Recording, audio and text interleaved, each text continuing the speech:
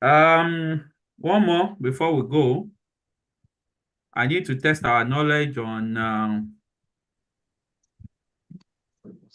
on this topic for today. And I would like if everybody could participate in this because it's going to give us a background of what we are to learn in few minutes time. So please do your best to attend to this Menti.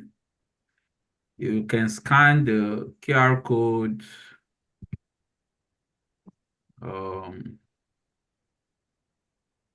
and then participate actively so we can be on the same page at the end of the day, it's coming up shortly. Yeah. Give it a thumbs up if you can see the screen. Oh, sorry. I think I can't picked see the it wrong yet. file. Sorry about that. Okay.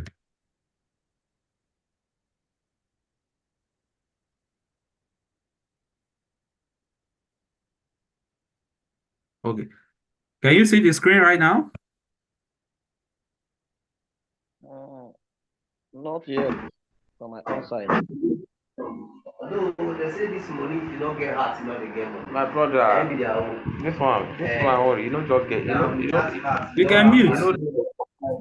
If you cannot scan the QR code, just go to menti.com. Abiodun Omole, you can mute, please, or the organizer should mute him. Bring money now, let's go and get this week and Is Abiodun Omole with us?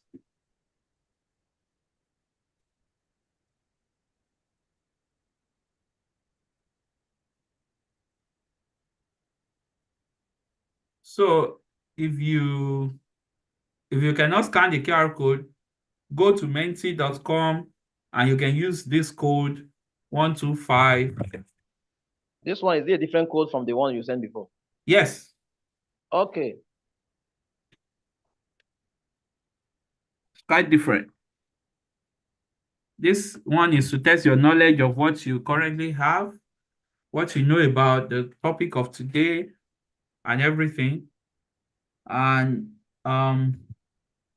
you can use this code 1259224 and you'll be here on this page. Menti.com then.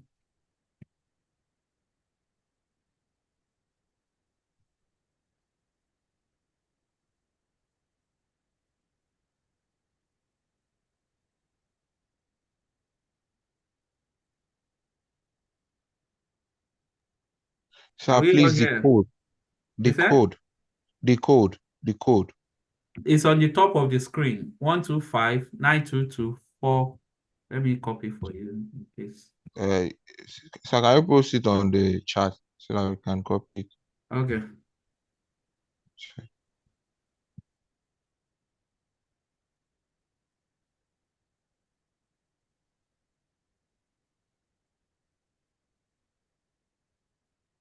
There you have it. I think I'm in now.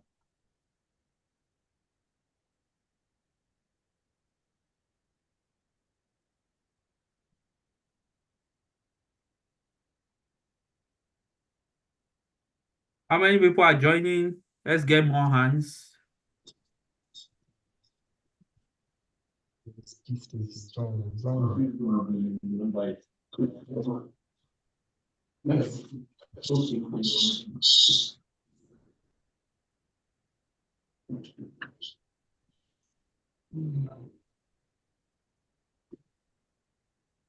Just 4 people. Come on, please join. I want to move to the next page. I think I've shared the link there, so one can tap the link and join. Sharing the link will mean I have to go back again. No, I've done that. Oh, okay.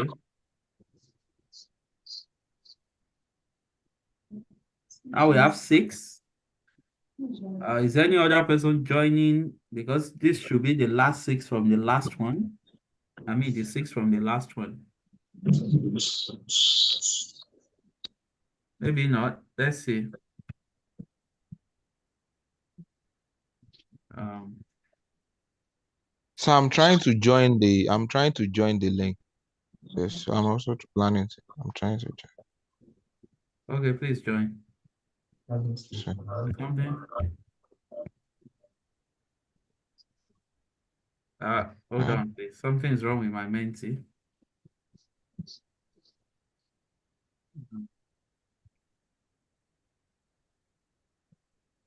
Keep joining, please, but let me quickly see what's wrong. okay, sir. It's showing answer before questions, so I don't understand that. This is where you are.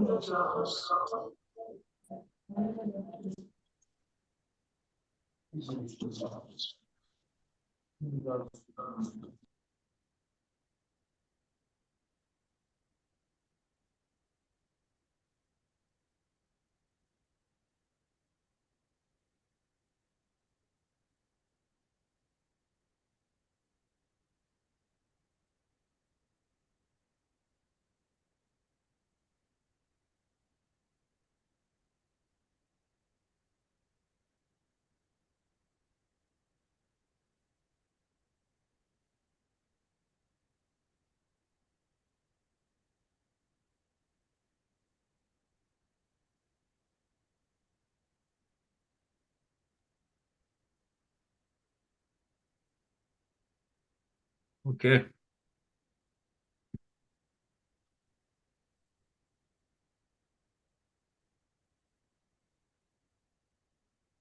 Um,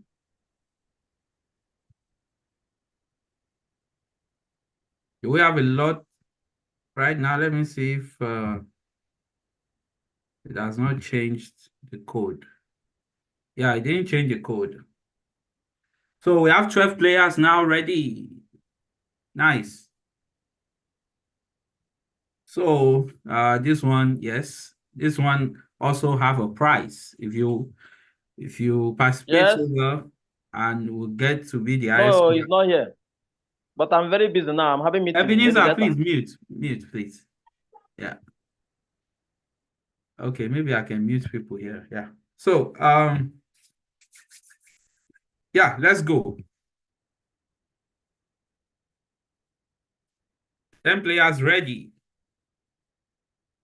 Keep watching your screen. 11 players. I thought it was 12 that entered. Now 10 players again. 11. Where is the 12th player? Let's go. Answer fast and get more points. Look at your screen. The question is coming.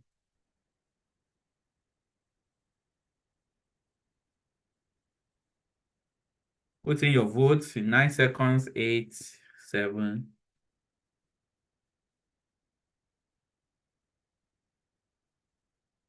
Only 7 people responded. Great.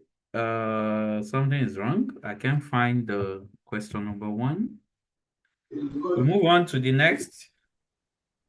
Please, another question for me. Say that again.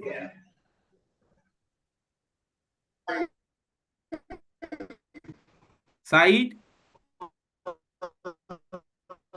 let's just go ahead.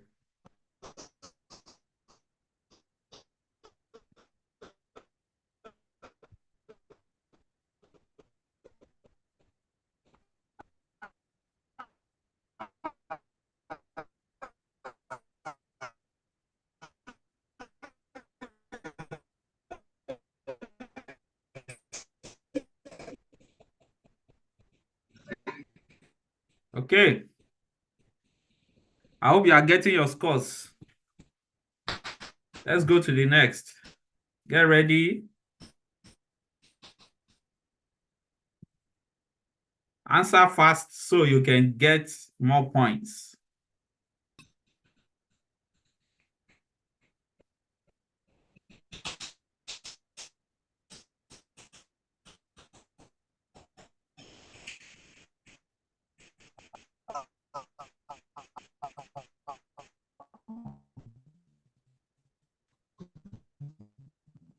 Okay. 5 people are doing so well. Get ready.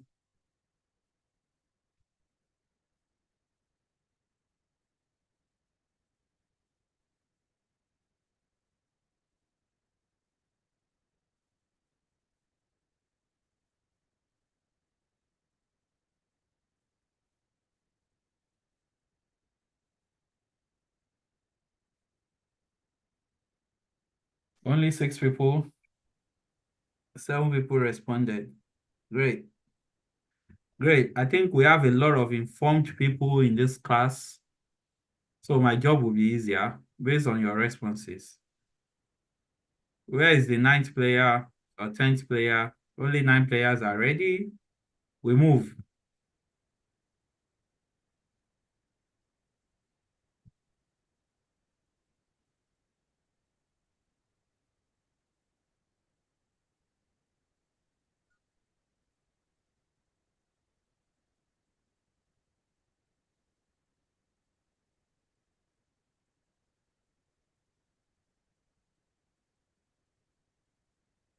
Okay. That was a tricky question, right? Moving on. We it was 11 players, then it dropped to 10. Now it's 9 players. Okay. Yeah, the race is not for the swift, or what do they say in the Bible?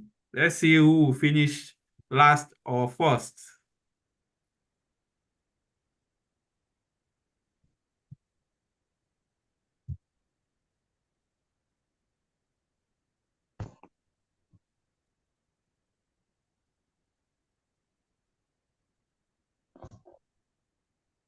Okay, we are getting to the end of it. Get ready.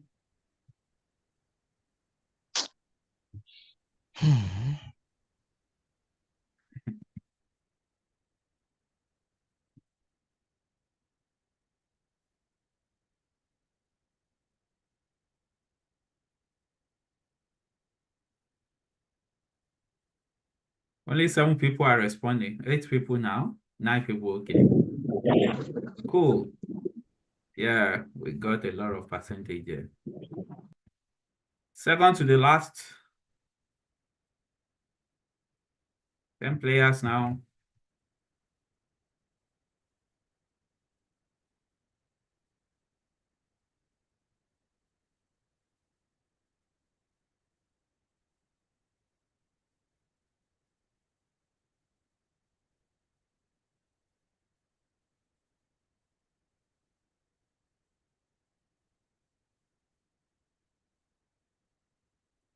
Okay.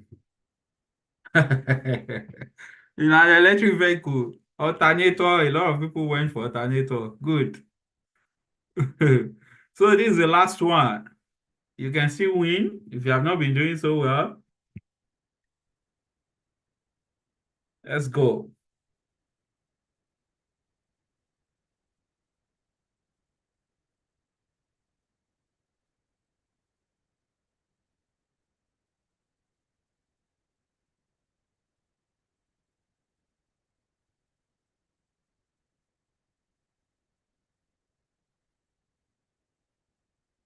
Right.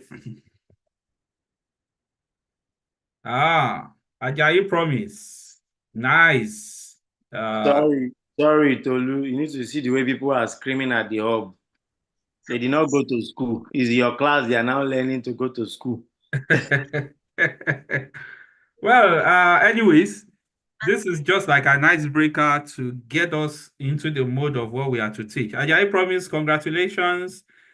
Shopper, please note if it's available, it will benefit from one of the spots I have left at the end of December. Okay, this is the end of our. Let's go straight to the.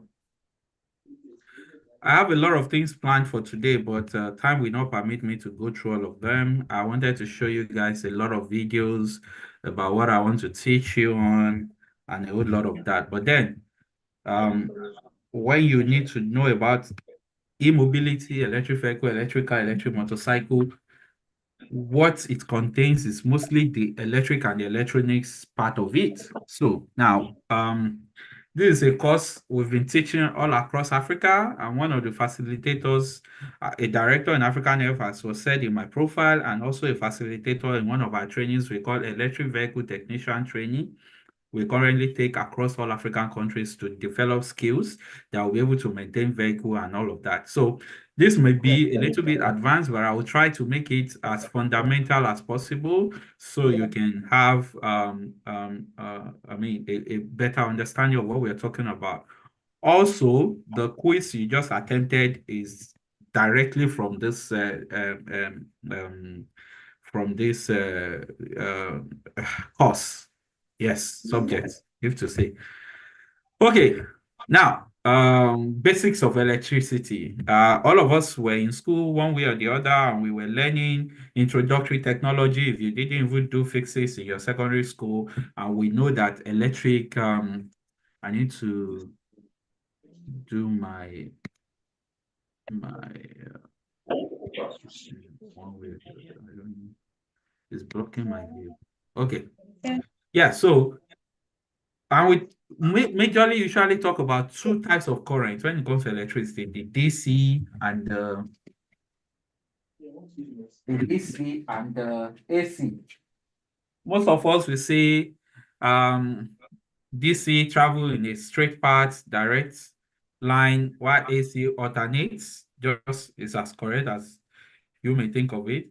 And we have a lot of devices that we can use to convert AC to DC and back to AC and a whole lot of that. I don't know if you know any device we can use to convert AC to DC. Can you type it in the chat box?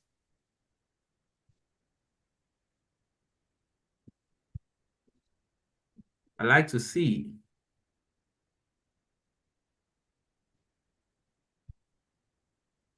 Is anybody there?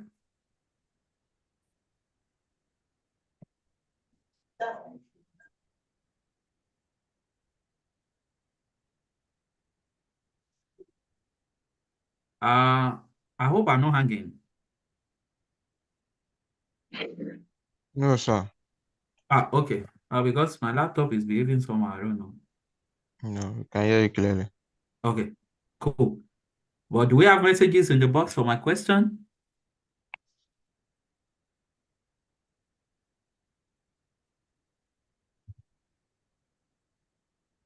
Uh, I'm seriously facing some technical issues here.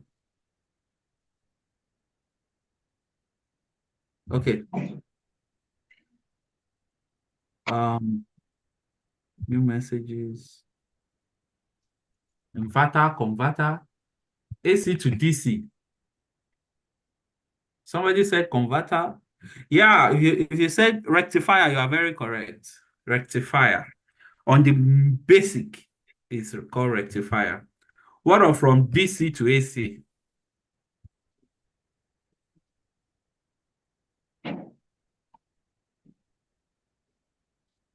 Yes, inverter. Yeah, cool. Yeah, cool, guys.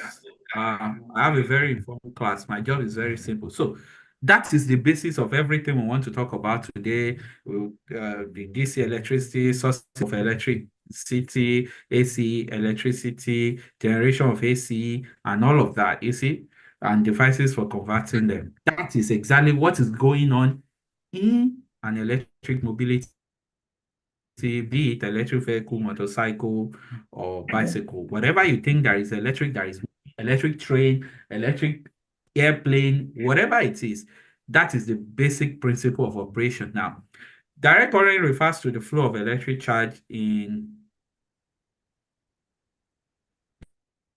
what? In a single constant direction. Yeah. So, and we have different sources for it. It could be the batteries, and batteries are mostly called accumulators. Now, for the purpose of this course, the primary source of our electricity for the vehicle or for the bicycle will be the batteries. Solar PV will be to generate electricity, DC as well to charge.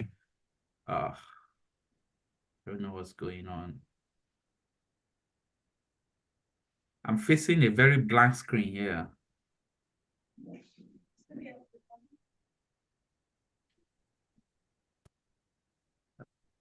I think we should take this thing again.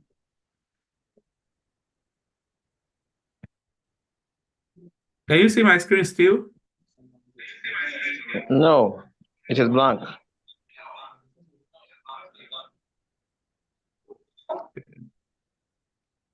Let's try again.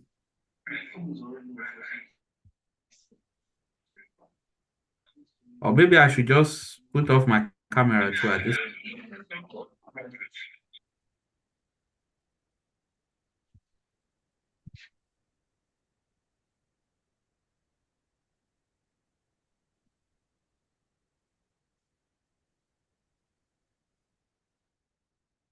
Not responding, facing some.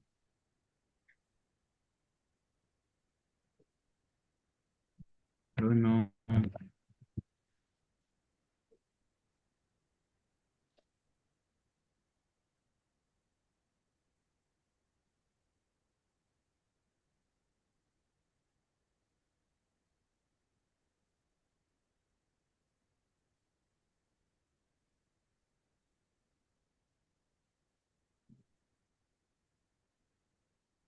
Can you see my screen?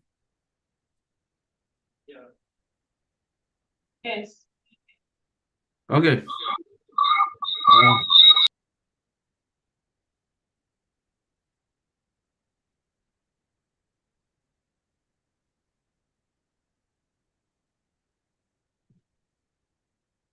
Okay, so then we have what we call fuel cell.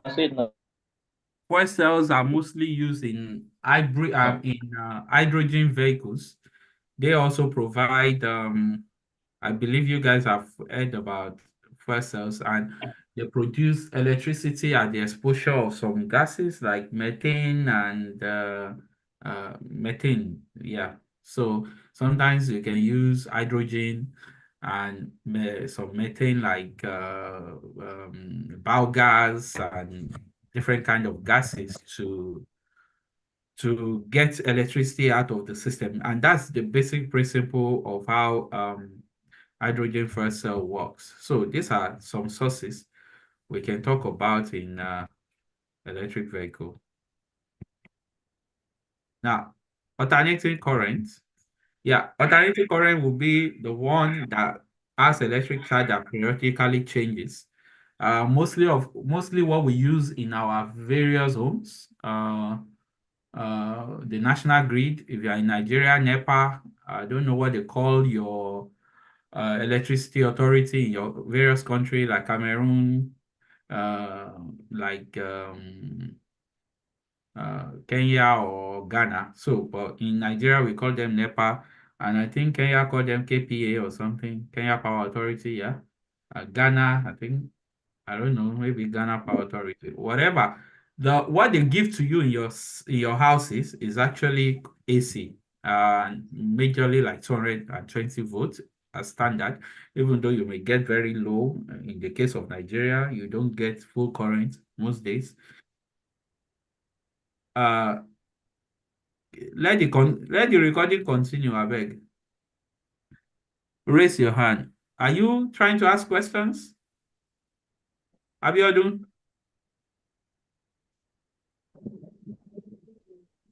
You can unmute and ask your question. You said? No. I can't hear him. But let's move on. So I will still talk about generation of AC and also that of power plant. Now, in converting AC to DC, we use devices like rectifier and DC back to AC inverters, just like I asked the other time.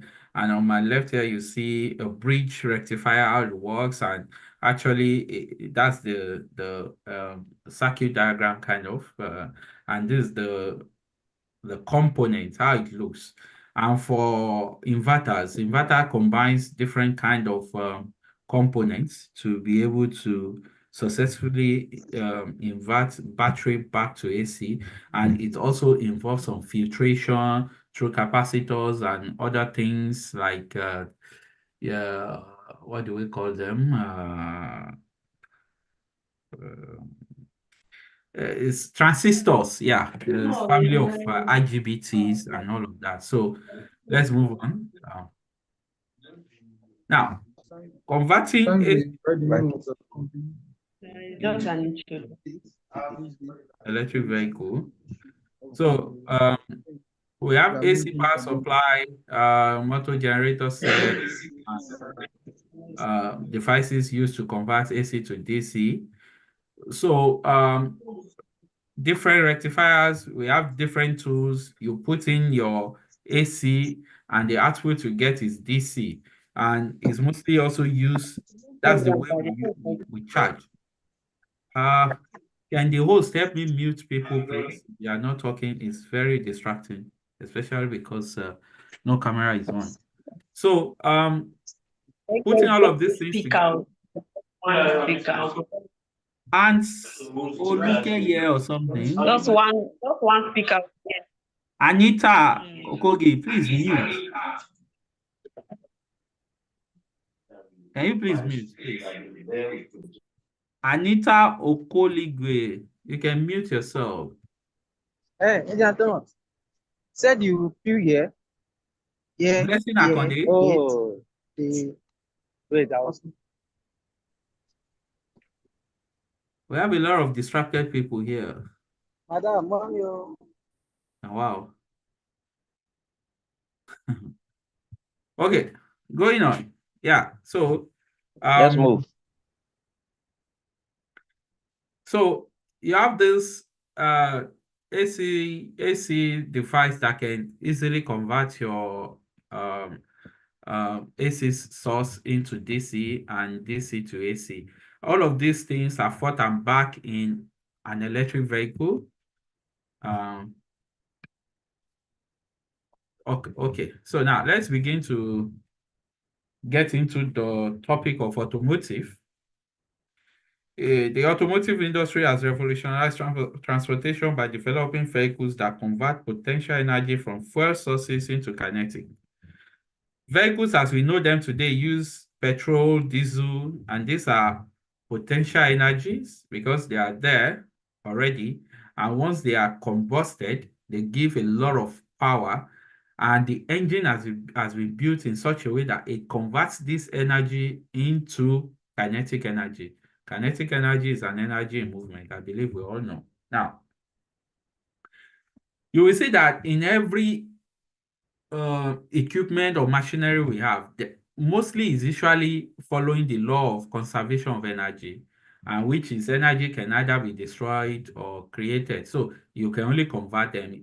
Different energy conversions. Fuel goes into the piston, it is burnt off, and then it gives a combustible power that rotates the engine shaft, and it's getting converted. One is getting used up, we are getting another energy. So types of engines that convert this fuel into kinetic energy are called heat engines, and also the one that converts other electrical energy into rotary motion is called electric motors. Just trying to bring the perspective of both into it. So what are the types of heat engines we have? We can be talking about jet engines, rockets. Have you seen SpaceX flying rockets, and also external combustion engines in the old days of the locomotive of a train, where we have steam, and the steam is used to pass through a piston, and then it begins to rotate the train. Now, heat engines, as we know them today, are of two types, which is, we have internal combustion engines. The steam engine I showed you here is called external, kind of combustion engine. But the most common ones that we use, especially in our vehicles, motorcycles, day to day, are internal combustion engines, because their engine their combustion is internal and they just give out the exhaust. An example of them is diesel and petrol engine. And these days we may say we now use CNG, right? But CNG is still made to pass through the same line into the manifold where the combustion, where it passes itself into the cylinder for combustion. So it's all the same. Now, electric motors, let's discuss these two in particular. You will see that electric motors are very compact, and what they have mostly is to convert electrical energy into kinetic to propel the vehicle. While this engine is actually eating up or burning fuel and converting it um, uh, into kinetic energy for us to move our vehicles.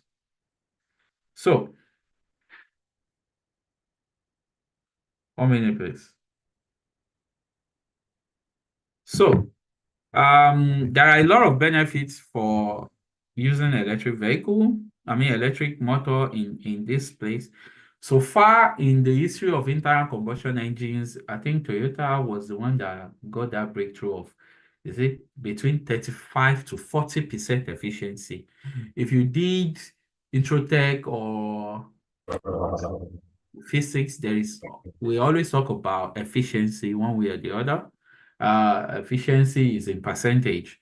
You will say, uh, effort over load over effort equals to efficiency and all of that. You begin to see how much energy is used to disperse also force or workload. So in between all of that, you calculate your efficiency and take it to 100%. Now, for the best internal combustion engine that use petrol or diesel, the best efficiency they've ever got is 40%, which means even less. I'm just trying to approximate. Which means that if you have 100% of energy, you can only get 40% work done with that energy. You see, the rest is lost through heat generated, and also exhaust, waste. So this is the advantage the electric motor has over internal combustion engine, because it has a very, very high efficiency, up to 95%, which means if you have 100% of energy, you will get 95% of it. Look at the amount of work done. The efficiency is high. We always talk about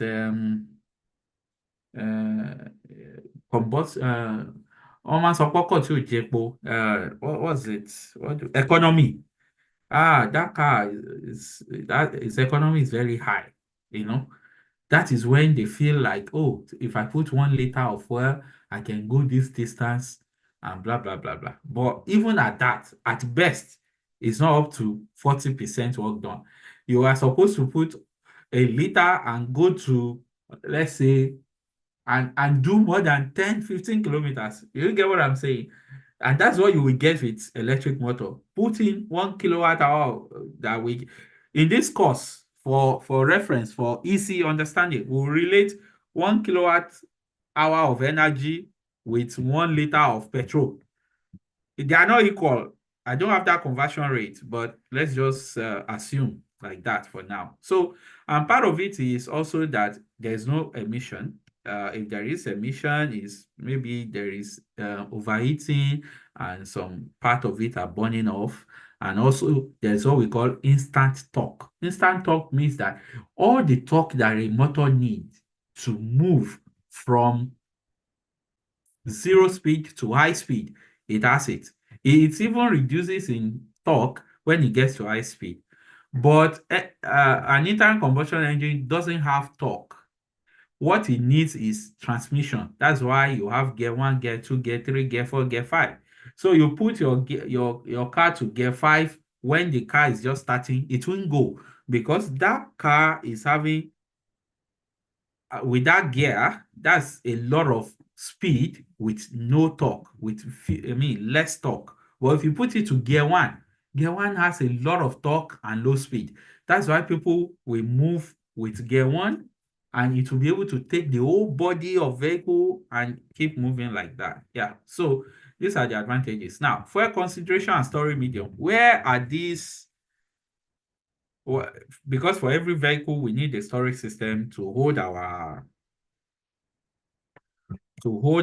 source of energy, because the vehicle needs to go a lot of distance. In the case of internal combustion engine for petrol or diesel or natural gas or hydrogen, we usually use tanks. And these tanks are designed to specifications, standard specs that are available for it. The normal lining for gas, petrol, gasoline or diesel, and also for natural gas like CNG, the wall has to be very thick. There is a news of a tank exploding somewhere in Benin when they are refilling it in a filling tank, and the investigation said it was a locally produced tank. If you don't have the correct specification, you will injure yourself. Then for hydrogen and all. So for electricity, like I said in the beginning, we majorly use battery as a storage. Now, electric motors are key components of electric vehicles and numerous other applications. Look at every appliances around you. Every appliances. Name them. Just name them. Somewhere in there is an electric motor. Your phone has an electric motor, and that's what's responsible for your vibration. When you say grrr, grrr, it's an electric motor doing that vibration. What can you talk about? Can you give me an example of an appliance in your home that doesn't have electric motor? So electric motor are the basic, most used component in every devices, equipment you can think of in this world. And we need to respect that. We need to respect that a lot. So, yeah, moving on. So how does this work? It works in such a way that it converts electrical energy into kinetic energy, just like we said. And if you understand the basic principle of electromagnetism and also the poles of magnets in maybe intro tech or physics, like poles repel, unlike poles attract. So this thing has been designed in such a way that the electromagnetic has a way of switching on and off to inverse the polar pole of each magnet so that it will keep escaping, and that is what is forming the the the rotational capability. Now, when for those of you that mentioned alternator in one of the questions on Menti, motor and generator work almost in the same principle. It's only that the reverse is the order of the output and input. So for electric motor, you need to apply electricity to get a rotational movement. For a generator, you need to apply a movement in order to generate electricity. I hope you get it now. The principle are almost the same principle of electromagnetism and all. And that is why if you take what we usually call rotor in a radio and you spin it, it will light up a bulb, a small bulb. We do that a lot. We experiment with that a lot. Yes. Yeah. So, but if you put battery on it again, it will quickly turn to electric motor and spin fast for you. So that's to let you know that it has basic principle. If you reverse the operation, it can reverse the output too. Now, not all motors are designed to be both motors and generator, especially if they don't have permanent magnets. Majorly those that have, we'll still get there, those are motors that have the type of permanent magnets are able to perform both roles as a motor and as a generator, depending on what operation. And that is the principle of some hybrid system we have, as well as some regenerative braking system, one of the questions that you were asked. So electric devices and regenerative braking system, just as I was talking about. So when you are accelerating, it means you are taking the energy from the battery and pushing it into the motor to move the vehicle or the bicycle, whatever it is you have the electric motor on. When you need to brake, immediately you stop accelerating. There is an electronic system that switch on to say, okay, it has stopped accelerating. Because the vehicle is still moving, the shaft and everything are still well connected, the motor is also rotating, you know. So when it's rotating and it's not getting electricity, it ends up giving off electricity. So that is how regenerative braking system works. In a nutshell, there are some other electronics manipulation that goes into it to be able to, have energy that goes back to charging the battery and a whole lot of that. And by that, because whenever you are charging a system, there is resistance. When current flows, there is resistance. If you remember your basic physics, V equals to IR. So resistance is voltage over current. So for non-science student, pardon me, that's the only way I could explain that. So that resistance is what now slows down the vehicle in such a way that it brakes. And that's why it's called regenerative braking system.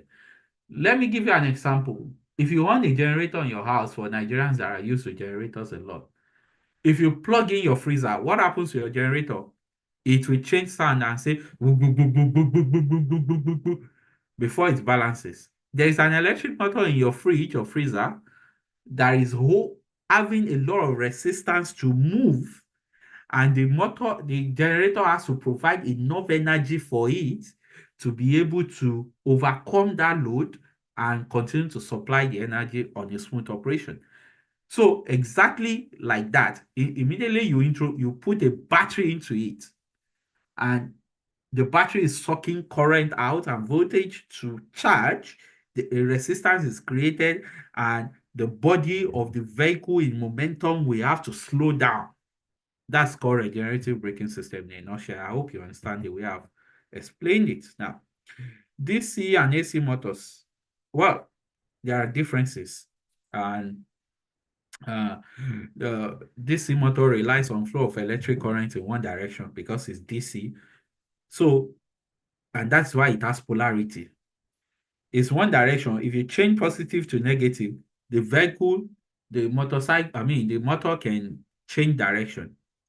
But for AC motors, because the AC is already fluctuating right and left, even if you change polarity till tomorrow, because it's balancing between both, it's still going in one direction. So that's one major differences between DC motor and AC motor. And also the architecture, the way they are designed are quite different. Types of motor used in EVs. Yes, this is where we are. For basic operations like for like active mobility like bicycles and all, we generally favor um brushless motor, brushless DC motor, because one, they are compact, they are very efficient, they don't have, it's called brushless. Brush are a fundamental flaw in DC motors because they get worn out.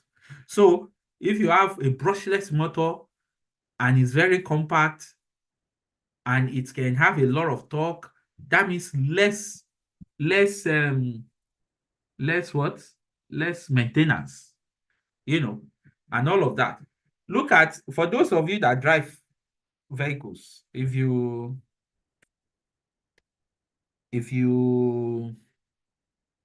notice sometimes your kickstart will get worn out and all of that, and you take it to rewire, they will say, brush teacher is the brush that has worn out.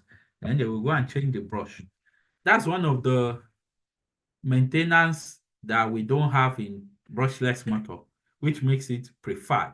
Then for the brushed one, it means that it's the brush that is transmitting the needed energy into the system, So it's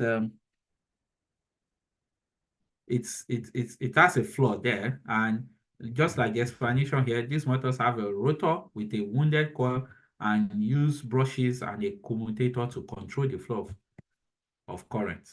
Moving on, induction motors. Induction motors are very used in our basic appliances like pump, electric pump.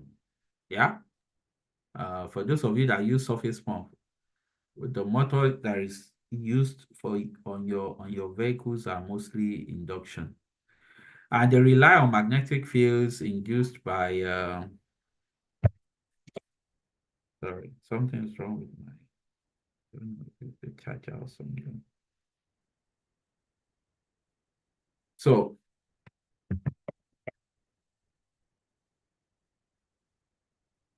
are we still recording this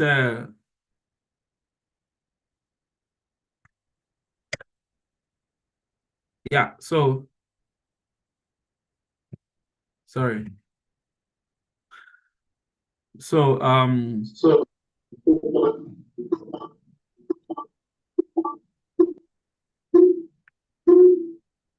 hello, Bisola, if you can mute, would be great. So also known as asynchronous motor, they rely on magnetic fields induced by alternating current, AC. They are robust, reliable, and widely used in EVs due to their efficiency and simplicity. Now, there are so many advanced motors today, as Tesla have made us to see, combining these different types of motor principles to make a single motor, just for them to be able to get the level of efficiency and easy maintenance system they are looking for. Induction motors have been used in electric motor, and they also call it asynchronous motor in the early days. We have more advanced ones now. And I know a guy in Owerri, because I went to him, that used the induction motor to actually convert his car to electric. We also have permanent magnet synchronous motors. Now, these motors have permanent magnets on them, and the rotor and use sensor feedback to achieve synchronous operation. They operate high power density, efficiency, and precise motor. Anywhere you hear permanent magnets, there is possibility of that motor also behaving as a generator, because permanent magnet makes it easier to be able to generate electricity when there is no introduction of electricity. How many of you know that without the battery in your vehicle, your alternator cannot work? The alternator in your vehicle cannot work. That is why if there is no battery, you cannot push a car to start it. Because once a car starts, is the generator, is the alternator that takes up the operation of supplying electricity to all your appliances, as well as the combustion, the coil that sparks the plug and everything. Is the alternator that supplies that energy. But what it needs first is the battery needs to supply 12 volts into that alternator for the coil to become electromagnetic. And once it's become electromagnetic, then it can start operating to give you electricity, because it doesn't have permanent magnet. So that's how I'll explain that. Switch reluctance motor. Switch reluctance motor has been said to be a very fantastic kind of motor that has different splines and also very simple. They are not heavy and they can run so smoothly. The only problem is that when it's at a slow speed, it vibrates a little, So, and it uses some complex electronic system to be able to operate very fine. You can research more on it if you need. And it's said to have a very high torque density and efficiency, because only few poles are engaged at a time. And when those few poles are engaged at a time, it means less energy are consumed as against a lot of poles being engaged at a time. Series wood motors are a very fantastic, it's a very fantastic technology of a motor. They are very heavy, bulky. They are used in tractors, uh, forklifts, and all of that. And for the torque, we mostly use these motors for conversion. I have a couple of them also in my workshop, um, and all of that. So those are different kind of motor used in electric vehicle. Now, let's begin to compare electric motors to internal combustion engine in terms of size, in terms of weight, in terms of number of components, in terms of efficiency, in terms of everything. You will see that there is no way you can compare um, uh, electric motor to an internal combustion engine. And here is a quick example for a reminder. I love to cite this example whenever I'm teaching this course. Number one example is in Nigeria, we mostly use two basic things, electric pump and generator. And if you look at their operation, they are mostly daily. You pump water almost every day and you use your generator almost every day. And do you know that most people electric pump use, water pump is electric? Ololade Adeosun, please mute. What means they actually affect whether human health or even the ground. So Can you mute Ololade that is in another class? we'll be able to tell you that okay, surface water, the level of Okay, I think I've done the muting.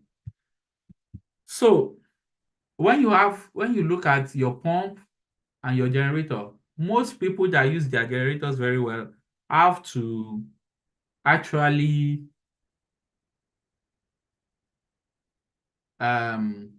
service their generator every month. Every month. But can you remind me when was the last time you serviced your water pump? Almost never. At least your water pump can stay 6 to 1 year without even you remember. You just go to the switch. Not today, or a generator can pump. You just switch the water pump on, pump. That's the efficiency of electric motor to internal combustion engine, because we use petrol mostly for our generators. We use diesel for bigger ones. So in terms of parts and maintenance, electric motor supersede internal combustion engine. So don't be deceived. Now, controllers in e-vehicles. Yes. Controllers are integral components in electric vehicles that play a crucial role in managing the flow of electrical energy, controlling various vehicle systems. To begin to give you an idea of what a controller is, if you have a ceiling fan, there is a place you go switch that ceiling fan on, and it has graduation 1, 2, 3, 4, 5, or 1, 2, 3, depending on your type of vehicle, on your type of ceiling fan. And that ceiling fan, according to the number, you can change the speed, right? So on a basic level, that is the function of a controller. A controller is to give the motor the speed you require by pressing your accelerator. That's number one and major function of a controller. Now, these days, controllers do more than that because they now have feedback system, They have feedback system. They look at where the motor is, what condition is the motor, what's the condition of the stress on the motor, and they are able to say, oh, this person driving this car needs a lot of energy. They are able to balance between voltage and current to push into the motor, making sure the motor is all right, and making sure you are also getting the efficiency and the enjoyment of the ride you need. So controllers have become so sophisticated in such a way that it's not just to increase or reduce the speed of a motor. They are now taking feedback, a closed loop system whereby they are able to manage and process complex informations coming from electric motor, because most motors now have sensors, like all sensors, that decide on the position of rest the armature is, and a whole lot of other things, They also communicate what is going on to the dashboard, where we have so many monitoring systems, and they have been so sophisticated these days that the likes of Tesla put everything on a flat screen, So battery management system, it also works together with the controller, because controller is sitting between the motor and the battery. Now, the function of a battery management system is to maintain the battery during charging and discharging, and actively protect it at all times. If whatever you are doing will harm the battery management system will disengage that kind of operation and protect the battery at all times, because battery is very expensive, especially the like of lithium and a whole lot of other things we are using these days. So that's the function of a battery management system. They also communicate with the controller to say, okay, this is the situation, and for easy debugging and a whole lot of other things, So, communication, protocol, safety, especially, that's the highest thing. Early in the days, we hear, this car busted into flames and a whole lot of that is due to inadequacy of a battery management system to be able to predict, because they also manage the temperature of the battery. If the battery is getting too hot, they need to make sure the system is actively cool. That's why we talk about cooling system as well. So some batteries are air cooled, some are water cooled, So they send communication to the controller to say, oh, battery is getting so hot. The controller releases the cooling system to begin to cool it down. And this operation happens in both ways, discharge and charging. When you are charging the battery, a lot of energy is rushing onto it. They tend to warm up. When you are discharging it as well, and you are discharging it, taking a lot of energy out of it in a burst through the capacitor and everything, they also tend to get hot. And once battery gets drained or overcharged, that battery's life is gone. And that's why it is required to have this battery management system to keep maintaining these operations and making sure that every battery is all right. So batteries and energy storage are critical components of electric vehicles, serving as a primary energy storage system. We've discussed that. Now, difference between primary and secondary cells. We all know this. Primary cells are not rechargeable, right? So, and we can begin to look at this chart to see the level of energy storage and energy density of each type of chemistry. There are newer chemistries right now, like sodium and which other one? Solid state. Yeah, solid state is still in development phase, but sodium are already getting out, and we have a lot of lithium ion family and a whole lot of that. So in the early days, for hybrid systems like Toyota Prius, I don't know how many of you know Toyota Prius. They were using this NIMH, nickel something, for the batteries back then. Lead acid are used in our vehicles today. As much as you see lead acid, they have up to 80% um, DOD, depth of discharge, which means if you charge your battery up to 100%, you can charge it up to 80% and the battery can still recharge. All these inverter battery, they call AGM, all those AGM that are very heavy and bulky. They are the worst technology ever. They only have 50% DOD, that's depth of discharge, which means if you discharge them below 50%, they will never charge up. Imagine having a whole size of battery, charge it to full, and the only thing you can get out of it is 50%. 50%.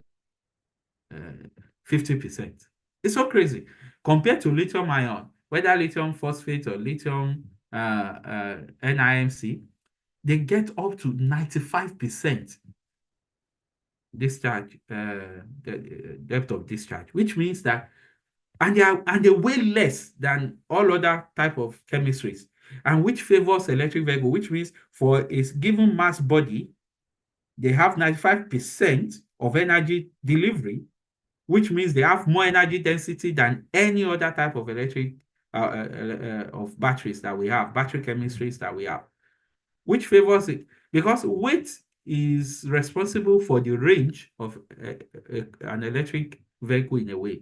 If you if that's why I always laugh when people say when you are waving a vehicle down to lift you and they do not stop, you say, is it not the same fuel you will use to where you are going? It's a lie. For every addition of weight in a vehicle, it consumes more fuel. That's a fact. It's a law of physics, load over effort, and a whole lot of that. Go and check it out. So for a given load, you need a specific effort to overcome it. That is why when you put a light bulb on your generator, you don't hear the sound. But when you put inverter, what's it called? The Freezer, yellow one. you will hear the sound. That's more load. If you put your electric or halogen, if you put halogen on your generator, you will hear it. So every weight, every load addition requires more energy consumption, and in the case of battery, more current, more voltage, more current, regular voltage, right? And a whole lot of that. So relevant parameters are energy, then volume, the amount of energy stored per unit volume, and gravimetric specific energy, the amount of energy stored per unit mass. That's what we always talk about. Energy density or specific energy density of lithium family is very, very good. Now, battery storage and shape, form factor, we have different types. We have prismatic, those are the ones that are rectangular in shape. We have pouch, mostly used in your phones. They are pouch systems. Then we have cylindrical. Cylindricals are favored in your power banks, your other things. Tesla is also using them for electric vehicle, but these days Nissan Leaf use pouch system. BYDs are using prismatic, and a whole lot of that. And then we have different form factors. 18650 and the likes of it are actually called with their system 18 in diameter and in height. So that's 18 is the diameter, 65 is the length, the height, and that's why they are called 18650. That's lithium ion. Then we have 2700. That is 27 in diameter, and is it 100 or so in length. So all of these things are named by their shape, form factor. Like I was saying, we have different lithium family, NMC, nickel, magnesium, cobalt. They are the most common one, and they are the most controversial system, controversial batteries in the world because of the labor slavery or whatever, child labor in Congo, because the highest cobalt we get today is from Congo. Then people are now favoring lithium iron phosphate, still make use of lithium phosphate, but it's weight less than NMC, and it has more cycles than NMC. If NMC can last 500 cycles, lithium iron phosphate can last 3,000 cycles. Cycle is full discharge, full charge up, full discharge, full charge up. Make a cycle. And other variations are commonly used within the lithium ion family. Now, drivetrains. Maybe this is not so relevant to you guys because we're talking about the drivetrain of vehicle, but we're talking about electric mobility. I'm using four-wheeler, and you can adapt that four-wheeler into any system. It's just a matter of scaling it down to fit into the kind of system you are looking at, whether motorcycle, whether bicycle. So this is called a skate system, where you know how a skateboard looks like. That is what is majorly favored in electric vehicle. Everything is built on the chassis, the battery, the motors, all the tractions, and then the body is built all over it. And this kind of give a lot of space, low center of gravity, a lot of advantages in that. So I won't go into these trade-offs. It's not relevant to you based on the level of knowledge you need to have towards it. Now, anyways, if you look at this is one of the considerations why sometimes converting internal combustion engine to electric vehicle is not the top most idea you can have, because the build they actually build engine for the body of those ones, rather than building the body around the chassis. So the chassis are reinforced rigid, not as flexible as it should be. And then there are fewer spaces. That's the bonnet is already fixed up with a bulky engine. The boot has its own tailpipe issues and also tank issues that conform it into different shapes and a whole lot of that. So we won't go into that, but this is the layout of an internal combustion engine. You can see the engine in front, you see the clutch and the transmission, and then for hybrid system, you can have a motor generator in between and transmission. For hybrid system, what happens majorly is there is a motor generator in between the engine and the transmission. If you look at the Prius system, so when the vehicle is at a certain speed, the clutch plate is disengaged, so the electric motor is able to roll the vehicle at a speed.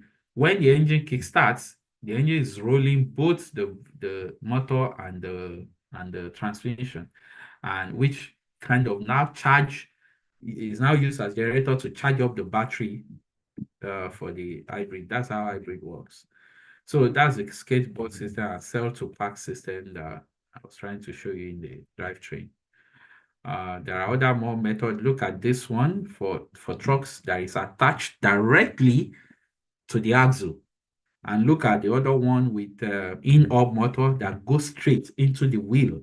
That's where you have the motor. So you can have 4 motors for the wheel in this system. With the system of the axle, you have only one wheel for one motor for 2 wheels. And the same thing with the skateboard system. That's why how you can easily achieve 4-wheel drive. For in-hub motor, you can achieve 4-wheel drive or in-wheel by having four motors in all the wheels, or by having 2 or by having 1. So this is the arrangement. Boot and bonnet placement. That is why if you see Tesla or most electric vehicles, both bonnet and boot have spaces you can keep things, because the motors are flat, they are not as bulky, and they are even more powerful than the engines. So then we have an axle placement and in-wheel system. For electric bicycles and the ones you'll be seeing as practical, it's basically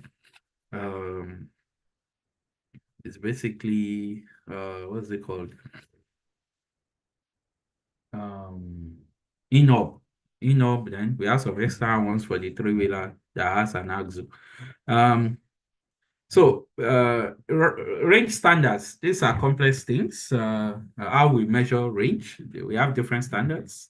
We have the EPA, we have the WLTP, NEDC, and most of these things are sometimes not the same number for a singular vehicle.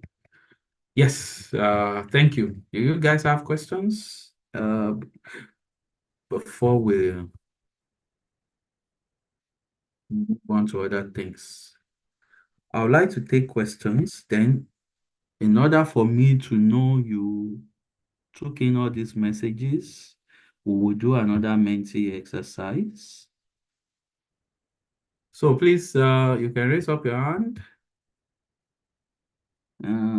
if you have questions, and I'll mute you to ask your questions. Okay, Abdul Karim, please go ahead.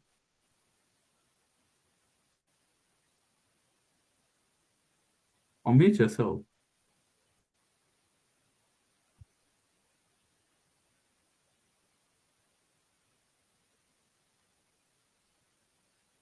Abdul Karim, you raised up your hand.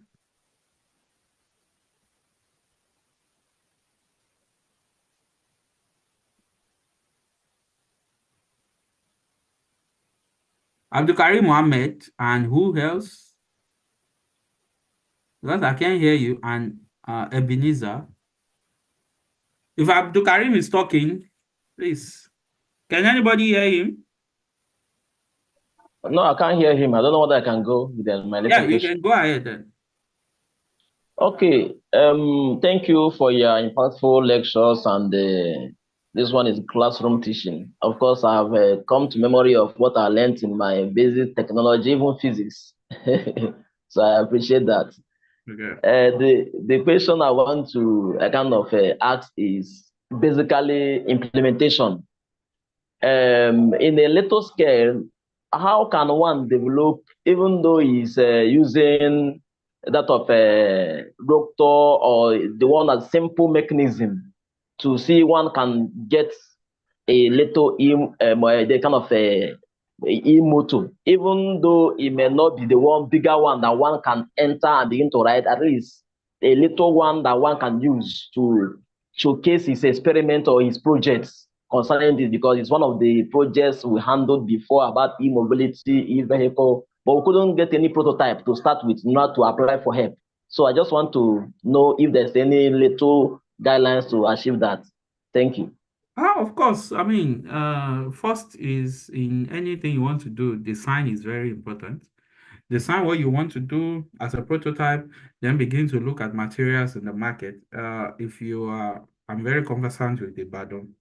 There is Okepad where they sell a lot of things, whether new or used. Okepad, Ifeleye, Jugbe area. Then on Gigi, if you go on Gigi, you can search for different kind of motors. Some controllers that you may need, you might not get locally. You have to get them from either AliExpress, Alibaba, or any Chinese store you know, or Indian store you know, and bring them in. And then batteries. There are different ways to get your batteries, whether used ones or brand new ones. A lot of work has to be put in place. I believe you'll be able to see, if you are going for practicals tomorrow, some of the things I just spoke about. Motors are in different sizes, different shapes. You have to do your design first to know which one actually suits your purpose and move on from there. Next. Does that answer your question, Ebenezer? Yeah, thank you. It answered the question. Thank you. All right. Abdul Karim, do you want to try now?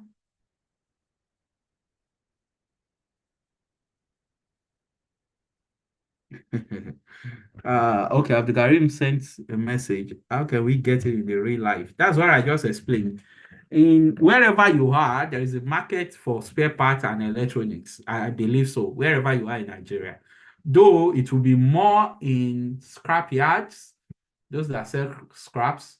And because you are not the one that is producing this thing, it's not specifically produced for you, is you what you see is what you get, is what is available you buy. And you have to adjust your design to that, because if we are in advanced countries, we can just say, okay, this is the way I want my motor to look like, and they can design it for you. But here in Nigeria, you have to just make use of what you have and plan for it. And again, Gigi is an online site. I know Gigi for a lot of components. I know Up 360. I usually use it for my students back in school when I was lecturing. So that's it. Sir, can you explain the difference between hybrid electric vehicle and EV? I think I did explain hybrid. Okay, so let's talk about hybrid a little. There is hybrid and there is plug-in hybrid. Now, let's talk about hybrid. Hybrid, like Toyota Prius and some other hybrid you've seen in Toyotas like Highlander and all. Their primary means of traction is the internal combustion engine, the engine you buy petrol. But because a lot of vehicles are usually inside traffic, They now built a little motor to it with some little battery pack that uses NIMHC,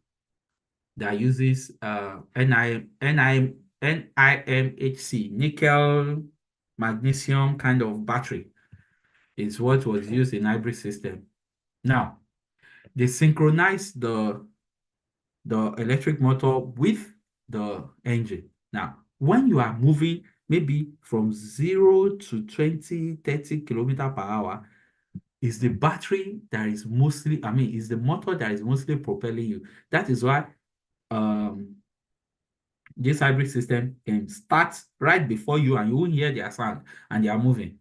It's because they are hybrid. Once they are slow, and these things are sometimes automatic, the electric motor will just start, and at a point, if you need more power and you press your accelerator, you will just see the internal combustion takes off and you are going.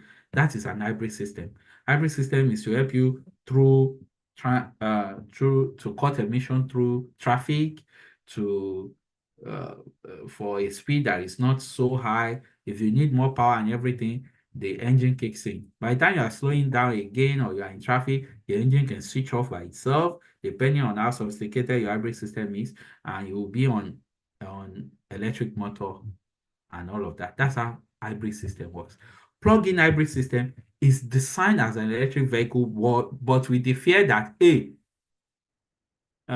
the battery runs out, what will happen? So they built a smaller engine, combustion engine, beside the electric motor.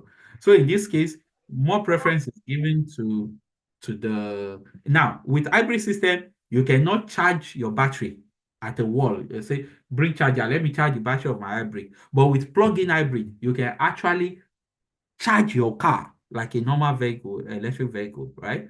You can charge your car, but then it has a combustion engine that also uses petrol, which means you can travel a long distance or longer distance on your motor and everything. But any day your battery comes down, you start the internal combustion engine with the petrol, and then that engine will move the car and also charge your battery. That's the difference between hybrid and plug-in hybrid system. Now, for electric vehicle, there is no presence of internal combustion engine at all. It's basically battery and motors.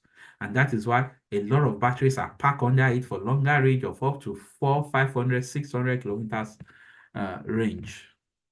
Does that answer your question, Blessing? I want to ask about microcontroller that process self-driven systems. Self-driving is a different ball game, which I can say electrifying the means of transportation has really helped to develop. Because if it was our normal internal combustion engine and all of that, it has to be electrically manipulated first before it can be used for driving. Now, microcontrollers are basically like a brain chip, like chip in your phones and all of things that take a lot of software algorithm process them into different actuations. Early in the days, we used relays to simulate microcontrollers, but now switching on and off has been so well mastered by softwares and chips right now, and that's why we use microcontrollers. They are internal, they are programmable, and a whole lot of that. So that is how it's kind of process things alongside other circuits, because a microcontroller cannot work on its own. Then you write your algorithm that will take that will process what is seen as a vision through different kind of sensors and process into actual actions for autonomous driving and a whole lot of that. You see, for autonomous driving is a very complex subject. You have what we call different sensors like LiDAR, like camera, that sees real life images and process it, and then decide on how a car should react, and a whole lot of that in terms of accelerate, brake, turn left, turn right, and everything. So that's just what I can explain about that. Yes, I got you. All right. Time is going. Let me quickly show you some of the videos.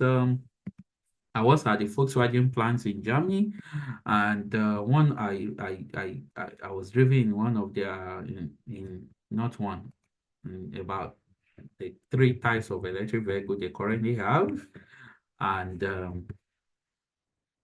I just need to show you. Volkswagen is the only um, um,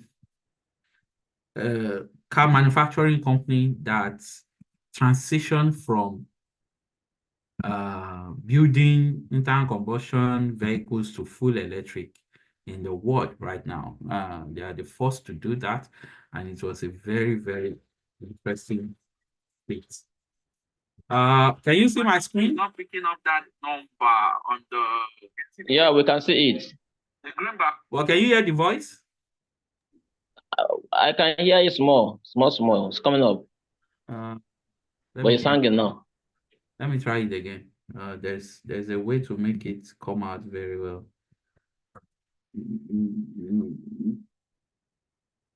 Can you see that button to click to say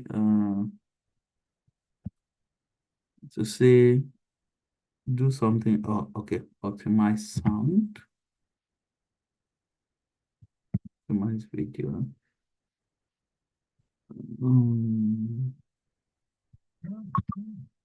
Yeah.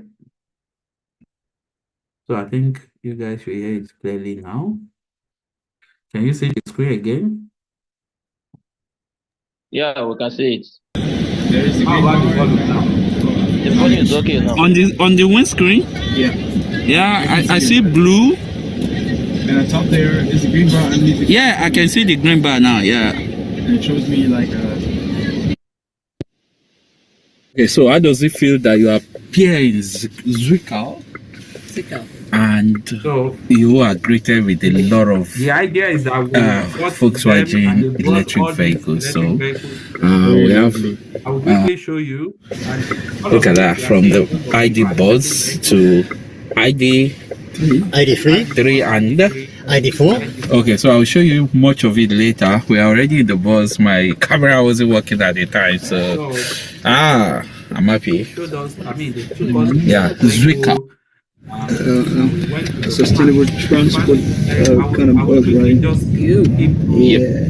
Zero emission. Environmentally responsible. And this It's is already inside the happening. bus, ID bus. If you know the Volkswagen bus they use for taxi. So how do you feel being in this electric vehicle, guys? Version and modern version of it.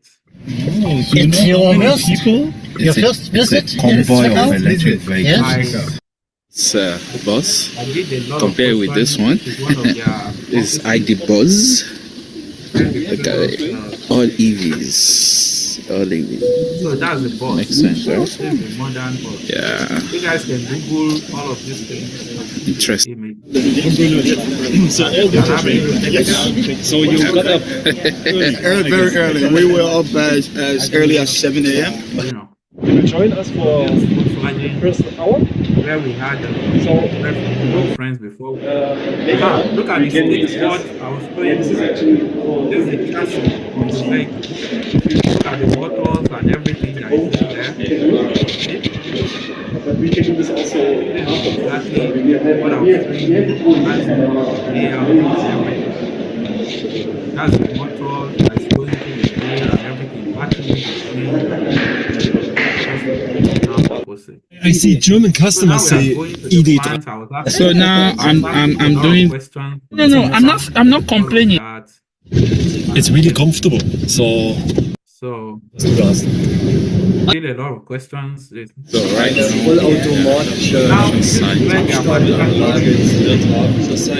starting from the. Weil wir einfach den Platz für die zusätzlichen Teile überhaupt nicht mehr an der Fläche haben. Also man geht nach oben anstatt. Yeah, this Das heißt, wir versorgen uns auf dem Karosseriebau. Sie können das natürlich im Anschluss sehen, hier komplett mit 6 Teilen. One by one.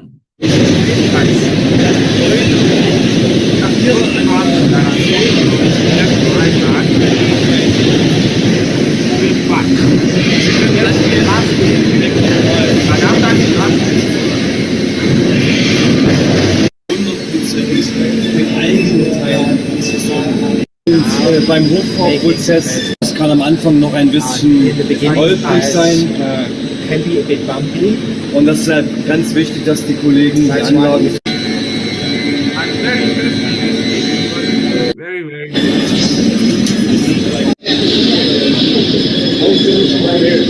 I think the sheet is falling on this. Wie es der Designer auch möchte. Das heißt, wenn Sie eine Form verändern, die über 90 Grad geht, dann müssen Sie das in mehreren Steps machen.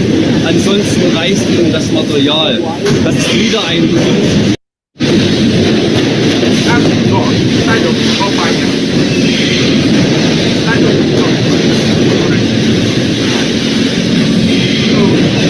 A lot of interesting stuff. I also try to do my stuff with them and they also my so, and these are the robots. So there you can see this is exactly the same robot as we have in the application. Wir schieben das in der speziellen mal die Fertigung des Seitenteils und schmeißen das eben noch erst You don't need any pipes, don't do back.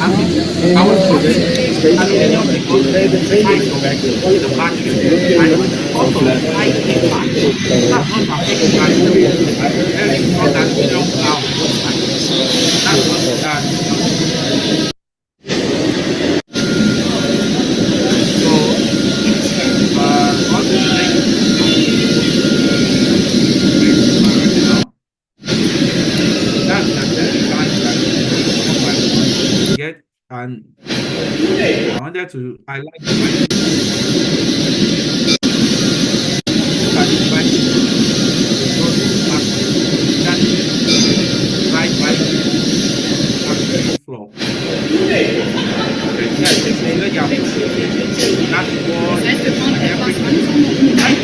Use like 1,000 times every day, and all of the things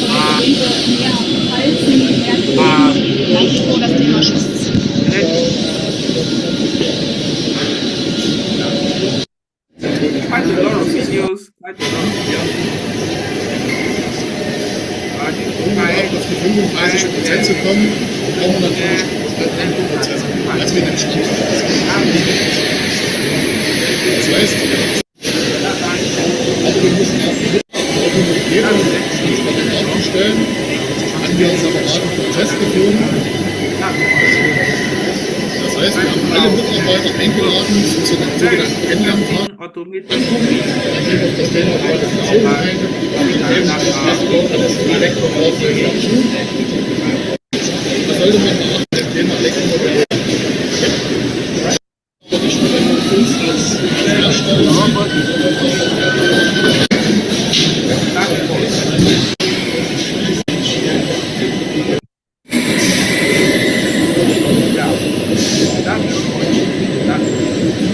already taking one in the hand, already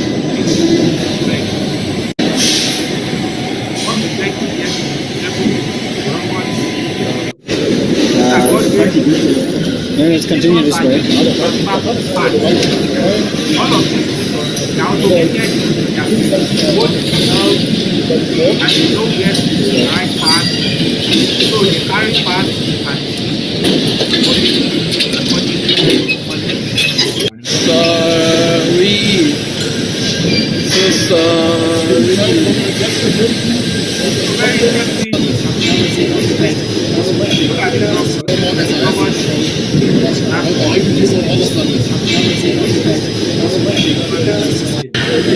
mit einer sehr hohen Qualität zu fertigen.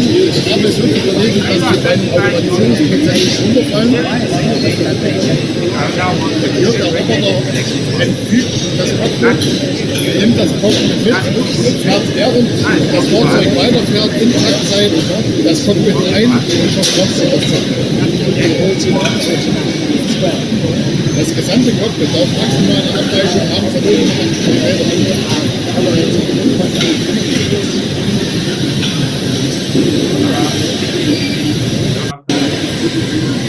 Diese Anlage ist in Deutschland bei Volkswagen Sachsen eingeführt. Das entwickelt die ganze Technologie, die Software dazu, Prozesse, die Anlagenformen, die Schulungsprozesse für das Personal. Das ist wirklich die Anlage sehr schnell, die mittlerweile die mehreren Standorte von Volkswagen aufgebaut. Wir als Volkswagen Sachsen dann mit unserem Personal Beziehungskonzepte entwickelt,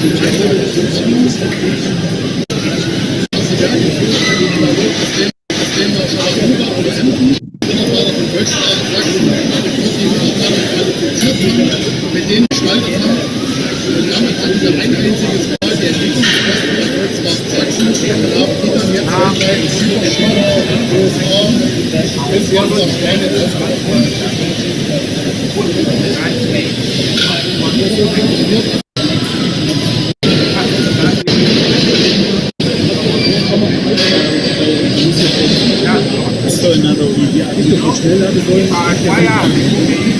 Auch für Tankstellen?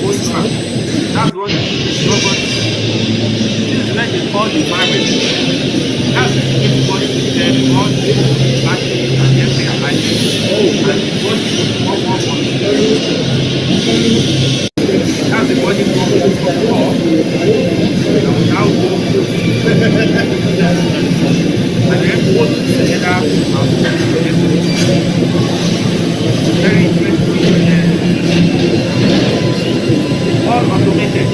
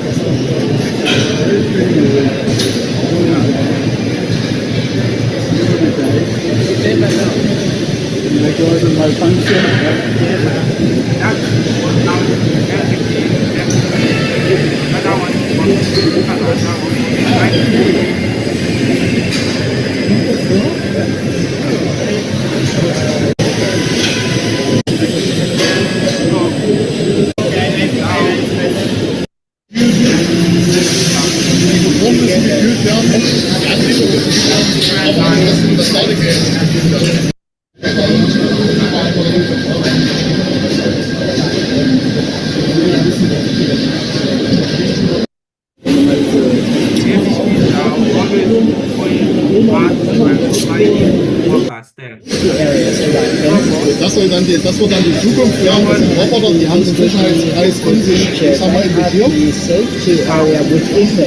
Und das ist das Ziel, dass diese Roboter in Zukunft schwere Arbeiten durchführen, zum Beispiel Sitze ins Fahrzeug reinlegen. Ich sag mal, die werden auf den Himmel dann in Zukunft in das Fahrzeug einbringen und der Mitarbeiter dann am Ende keine Kraft mehr einwenden muss, sondern das von allein das Thema dann, ich sag nur noch verschrauben muss. Diese Roboter aktuell werden jetzt gleich schon die Kunststoffleiste anrollen, da ist ein Klebeband im Hintergrund. Das muss jetzt definiert. Das Problem. Wir hatten das Problem, dass der Mitarbeiter nie den gleichmäßigen Kraft gebracht hat, oder dass das Klebeband getroffen hat. Und sich damit im Handel immer wieder diese Kunststoffteile dann gelockert haben und geklappert haben. Eben von der Automatisierung. They are complete here. Also hier kommen jetzt zum Beispiel noch ein Spoiler drauf, da kommen jetzt noch kleine Verkleidungsteile, ansonsten sind die Fahrzeuge 50.000, die verbaut werden. From the 350,000 that we are able to produce only 10 For every Das ist, sagen wir, das ist die Differenz zwischen VW und zum Beispiel Tesla. Tesla hat ein Einheitsfahrzeug. Record while I'm doing it. It's recording. Das sind die nicht. Früher war einfach ein V8 ein großer Stück Metall mit viel Prozent. Heute ist ein Motor mit viel Intelligenz. Das heißt,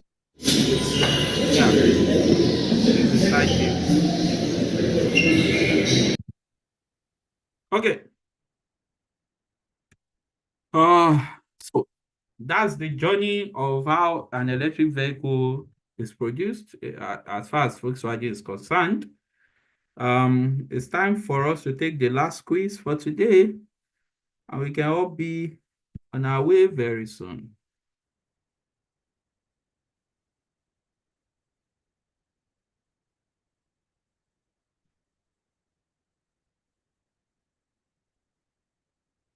Are you guys catching fun with this training today?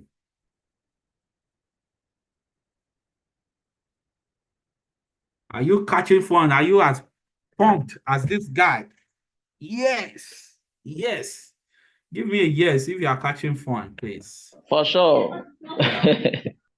Yeah, cool. I'm happy. So let's scan or find the code. Let's get this done. 10 questions. Winners get something I will announce at the end of the day based on the training and everything we've learned today. Are you scanning it? Okay. Hello. Hello. Yeah, I'm with you. Hello. Yeah, my name is Said Alau Yakubu. Okay. Hello, can you hear me? We can hear you. Go ahead. So actually, I don't really have question because I joined the training late. But I just want to say sorry and I commend the organizer for the wonderful training being set up for us. And I just want to tender my apology for coming late and commend the effort of the organizer. Thank you. All right. Thank you. Thank you. Let me copy the link for you guys so we won't be doing a lot of forth and back. Everybody should join on this one. There are goodies at the end of the day.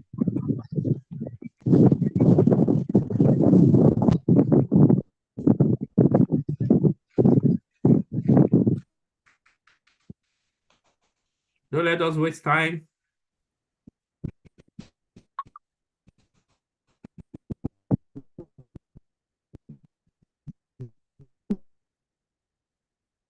Scan the QR code or join with the link in the chat box. We are waiting. I'm in. You are waiting where? Inside the main team. We have already joined. Oh, okay. How many have joined now? Just one person.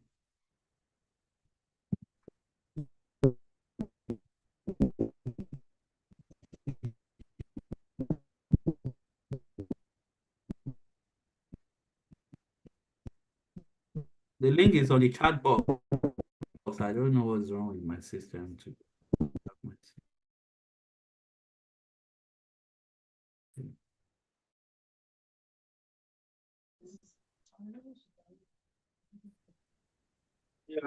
This system is okay.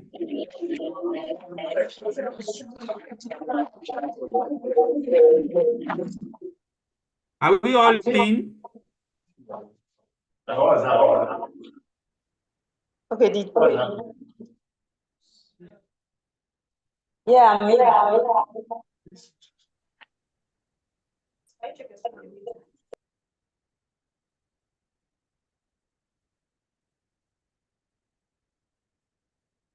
Yeah, it's only loading the picture, it's not loading the barcode. Are we all in? Scan the QR code. Let's get ready. And that's the number 2998-6433. If you cannot join with QR code or the link, go to menti.com and put in that code. How many people are in? Give me a thumb up if you are in.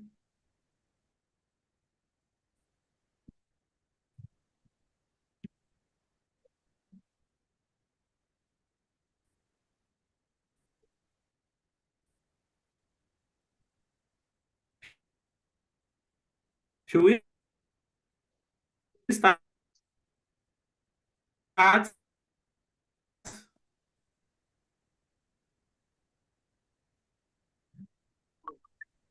Yeah. Still trying to get the codes, yes, sir. We only have 8 people. 9 people. I think at the closing, we were getting about 15 or 16 participants. I think I saw 19 at the point. Why can't we have more than 9 players or 10 players? Let's have up to 15 players. I can boldly announce the prize now. The winner comes to my workshop to participate in converting a petrol engine to electric this December. I have a project to convert a petrol car to electric from beginning to the end this December. And people that show interest here will be able to participate. Now, this is just 12 people. Are we good to go? Are we good to go? Any more? Any other person joining? Okay, let's go.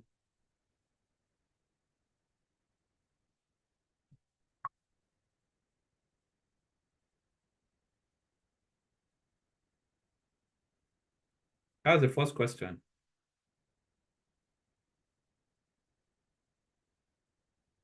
Only 4 people have answered. I've answered here, and I still can't. Okay. Only 2 people got the response. The question is, which of the following is not a key factor affecting the range of an electric vehicle? Guys, you dey fall my hand though. After all my woto for the past 2 hours or more, only 2 people got this answer. Moving on. I think my network is very slow now. 12 players ready? Go.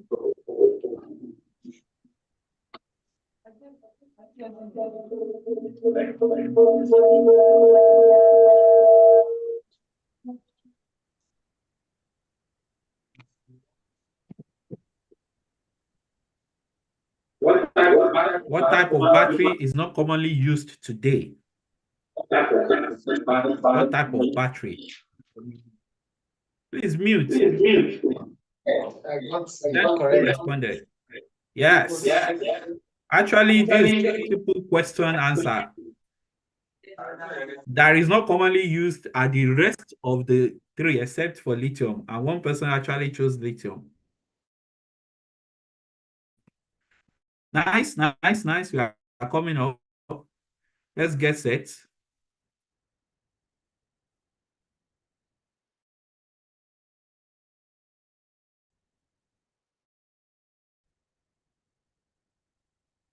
End of this program. 11 players. Where is the 12th player? Okay, 12 players have arrived. Let's go. What is the main purpose of a power inverter in an electric car?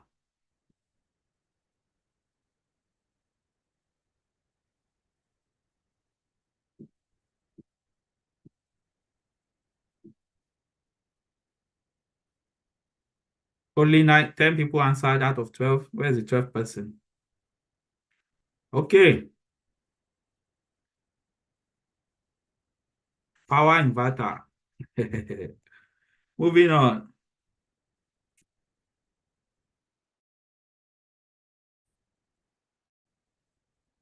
Twelve people are ready. Let's go.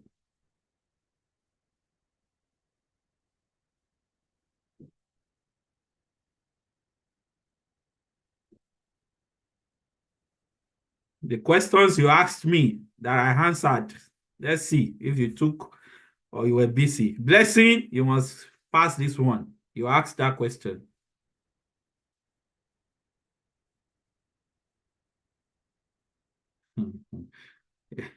I hope Blessing is among the five.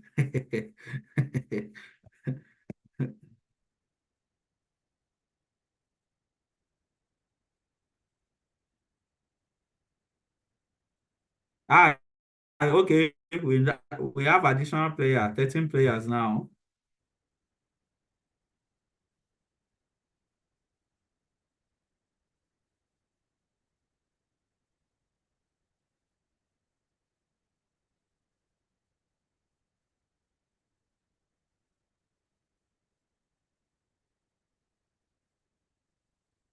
Two more people, 2 seconds, time gone.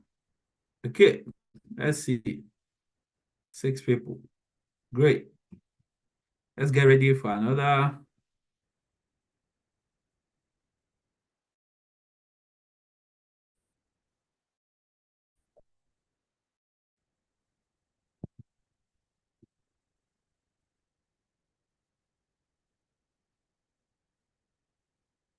BMS. We discussed it today, right?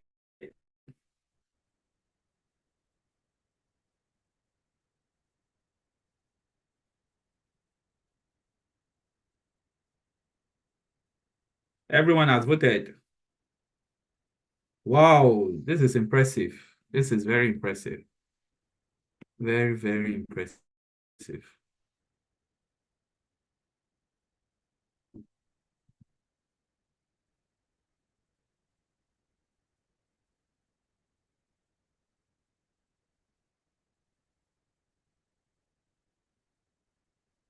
Which of the following material is critical for the production of electric vehicle batteries?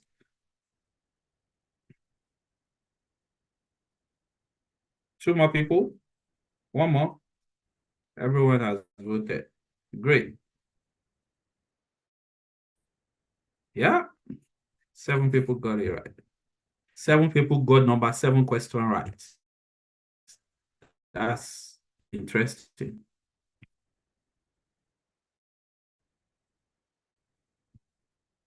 Get ready.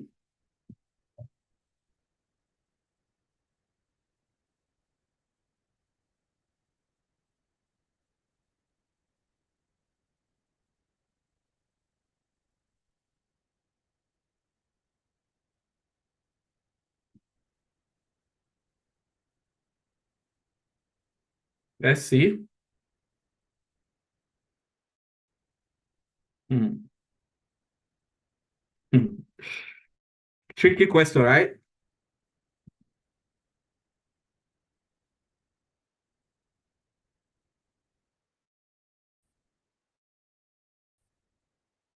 Let's go to number 9.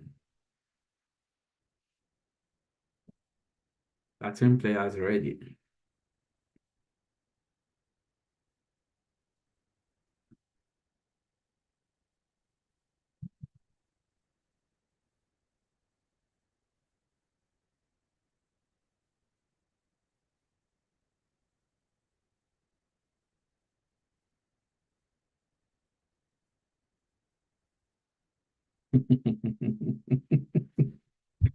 I think I mentioned capacitors during this conversation.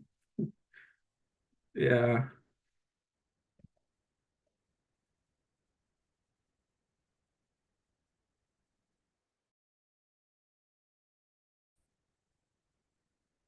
Somebody asked us about autonomous driving, right? Interesting.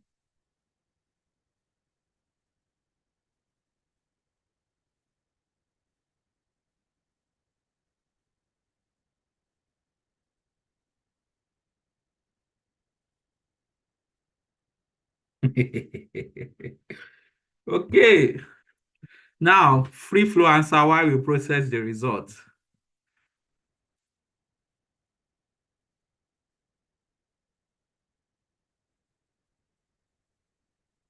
Only 2 players ready?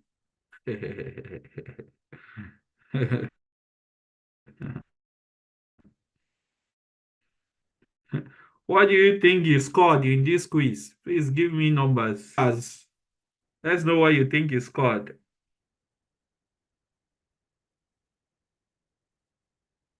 Only one person? We can't see the screen though. We can't see the answer, the option. Oh, really? Let me see if we can go back.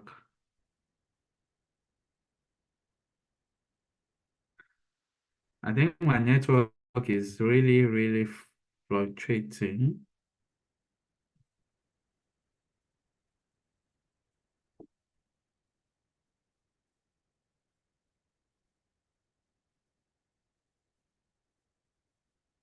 I already have results for this. Are you able to see the screen now? Yes, we can see it now.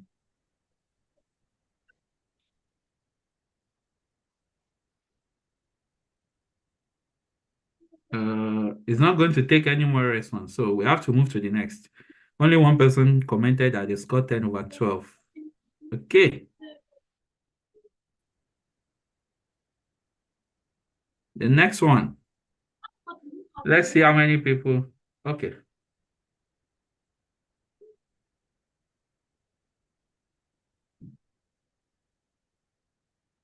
Abdul Karim Mohammed. Abdul Karim Mohammed is the winner of this round.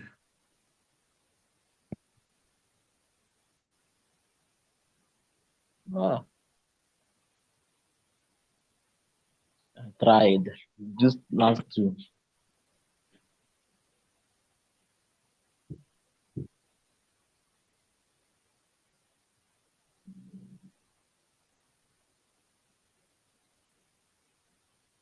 I hope that is all. Any other question? 12 players ready? So, free flow, what have you learned so far? 30 seconds.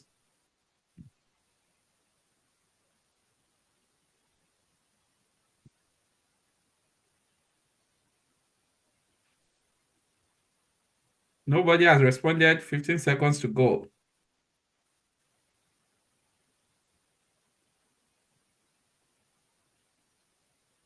Three, only three people. 4, 5, 6, 7.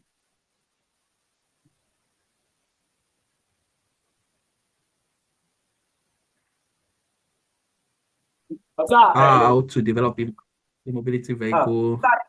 Learned about how EV has been developed. There's the basic of electric vehicle and reduction of pollution in it, the differences between AC and DC, how DC and AC converts, how about electric vehicle. I've learned about electric cars. All right. Thank you, everyone. Abdul Karim Mohammed, if you are in Ibadan this December with the first winners, we shall see. And we can also extend the invitation to others as we deem fit. Thank you for having me. If the organizers have some service for you, they will get back to you. Shop over to you, over and out.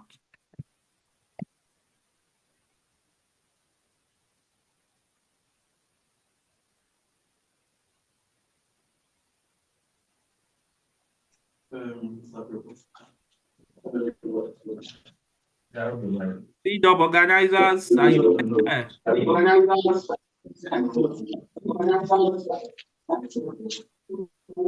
Sir, I want you to speak. He has handed over to you. Yes. Sorry. Hello. Yeah, we're done. Hello, can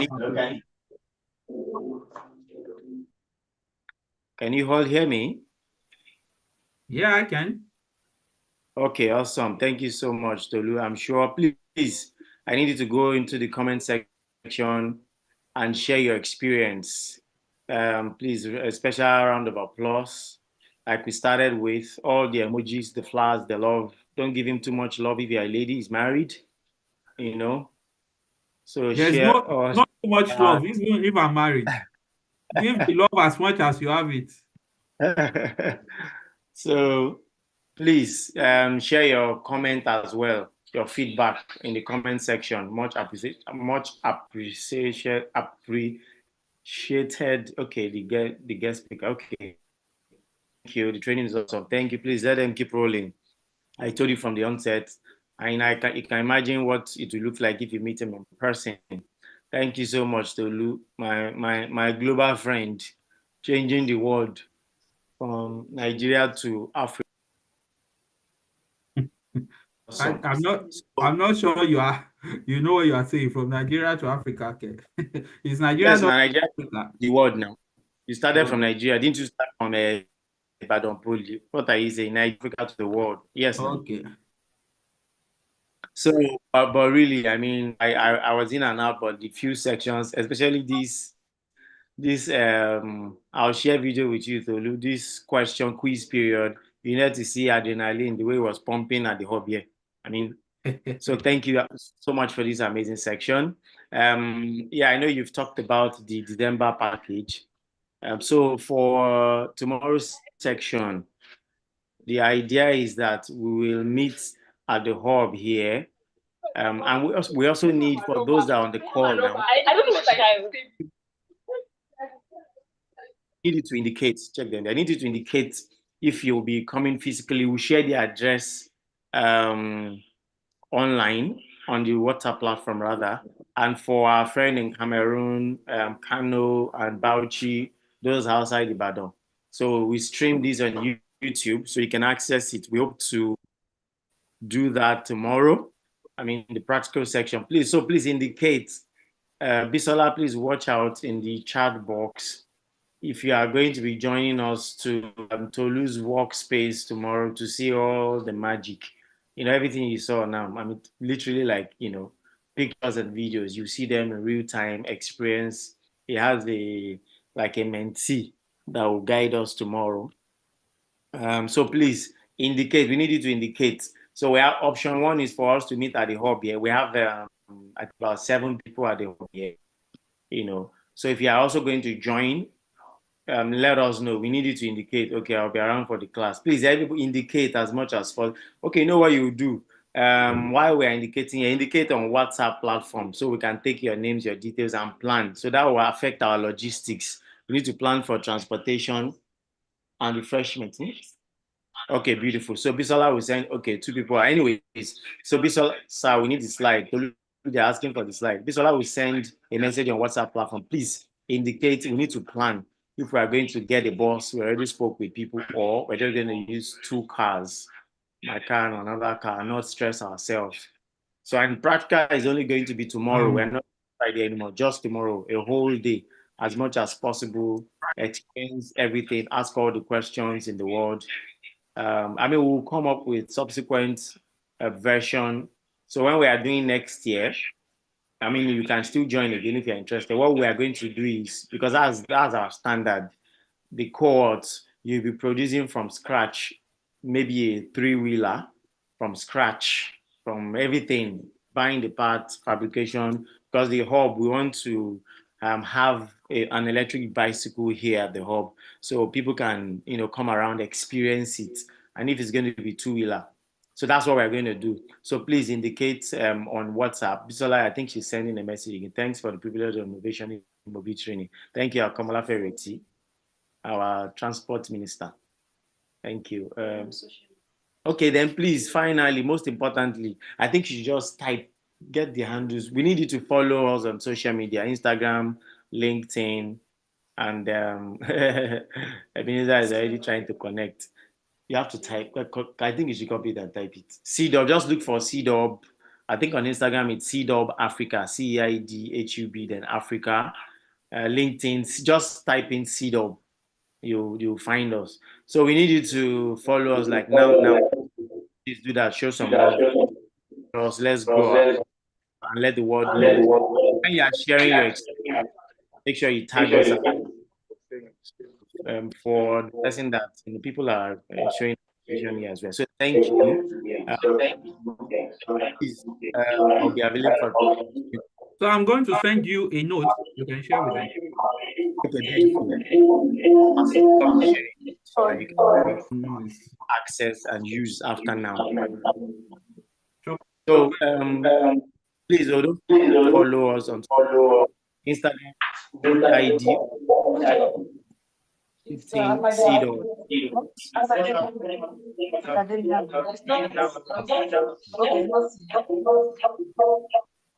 And our YouTube, we have a YouTube channel, CEDO. You can subscribe and yeah, please. So thank you. Subsequent opportunities, information, sources. I mean, you access them. Most importantly, I'll be available somewhere else.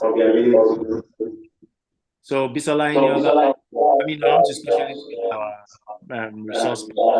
Thank you so much, Tolu. Shokwe, I will forward the notes to you. You can share with them. I have a comprehensive note on this. Thank you. As much as we can experience tomorrow at our facilitators workspace, please come and explore, come and have fun. I mean, come and learn. So I always like to tell people that the richest man I car. Tesla is worth over $700 billion. Like, what am I going to do to make this type of money? So, I mean, that's what we have started today. So while you are learning the technicalities and all that, and there's also the environmental, okay, Tolu, thank you. I've seen the notes. So you all get it. Thank you. The note is loaded, though. Oh boy, 29 pages. So that's the full note. Thank you. Thank you.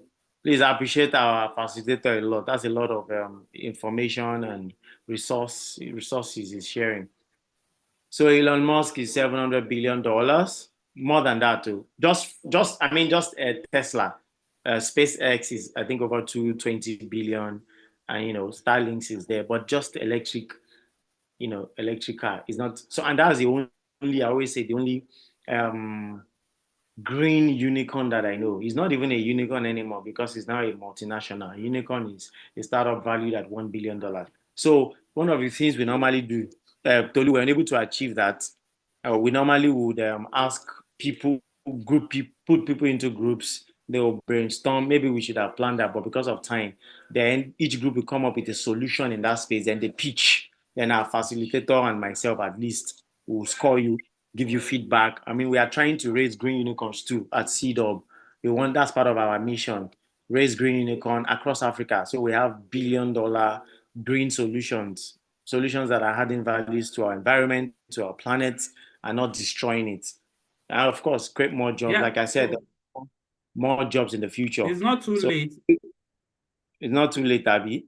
Hello, Shokwe. Yeah, I can hear you. If they still have their contacts, they can do this and set up another time for it. Okay, beautiful. Okay, so we'll still group you on WhatsApp. Those that are here in person, and maybe tomorrow we'll start grouping. At least we have a couple of people here. Some will join tomorrow. We'll do the groupings there. Maybe we'll ask our facilitator when next to be available. Maybe same time next week. So you just come present. We can just do virtual, again, and we'll just present. Let's see phenomenal ideas that will really change our world for good. I always tell people, see whether you like it or yes, our world is at the brink of extinction. We keep taking and taking from our environment, and we are not replenishing it. So, and you can see symptoms now, flooding in places that have never experienced, flood, droughts in other places, glaciers melting. You know what that means. It's a very dangerous something. You have some of these cold regions help us hold ice in huge quantity, like as much as Mediterranean Sea. But now they are melting faster. It means water level is rising. There are communities now that are like, say, on low plains. They are relocating entire communities to the hills, to mountains, because water level is rising. Glaciers are melting faster than ever. I mean, what was projected to melt in 50 years is already melting. So it's a lot of, so that's the essence of also this class, in addition to the technicalities. So you need to, for somebody like me, I'm not a technical person, but I'm thinking of e-mobility solutions. How might we design innovative and disruptive e-mobility solutions that will drive environmental sustainability, circular economy, and climate change positively? across Africa. And there's money in this thing. If somebody became, I mean, $700 billion, I mean, has that valuation for his car alone. You can imagine what opportunities exist, what possibilities there are. So please, we always want our people to think. So don't just think of building an EV solution. I mean, you're thinking of producing a product that will employ people, solve problems for real, that will be in demand across Africa. So I'll just stop there. I can go on and on and on and on. So we are trying to raise innovators, change makers. So hopefully next year the cohort will be solving real problems in their communities, whether mobility or solar, e-mobility, solar, or biogas or briquette, whatever renewable energy for sustainability technical training section we'll be having. So thank you once again, Tolu. I mean, we can't even thank you enough. We know what it will cost to have him if he's going to bill us. So this training is free. We're not charging a dime. And special thanks to our facilitator. I'm, grateful to God for human beings and friends like Tolu. So thank you. I don't know anybody on the platform that wants to give us vote of thanks. And have you followed us? Please, Bisola, check. If you don't follow, then we are thinking of e-certificates. So we'll consider that if we can give you e-certificate, we would also work that. So if you don't follow us, there's no e-certificate for you. But in fact, for those that are here, no refreshment for you in person. If you have not followed us, you show us your followership or following, then you get your refreshment. That's an enlightened mood. So please follow us. Anybody vote of thanks from participants?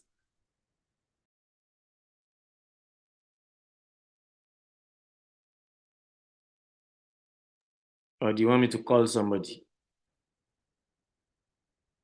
Anybody vote of thanks? You have 30 seconds. Isola, you didn't have LinkedIn. Okay, you didn't have LinkedIn, only Instagram. Oh yeah. I don't want to call names, so somebody should give us vote of thanks now. Guys, I'm off. I will have to rush. Thank you. Okay, bye-bye. Thank you so much. Thank you so much. Thank you. Oh yeah. Let me find our transport director. Give us vote of thanks.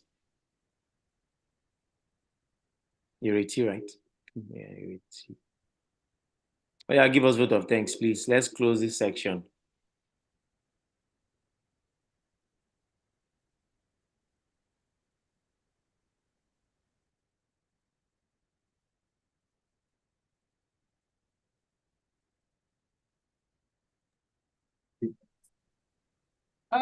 Good afternoon, sir. Good afternoon, sir.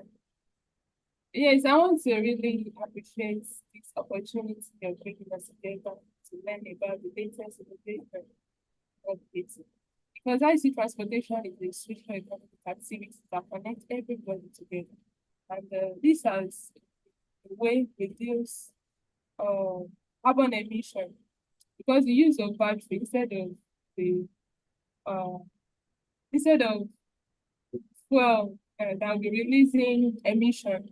This innovation has helped us to reduce the carbon emission in a way providing a sustainable environment to everybody. So I really want to appreciate and I want to please motivate us to do more about this. So this will contribute largely to the environment and to people and to the general ecosystem. Thank you very much, sir.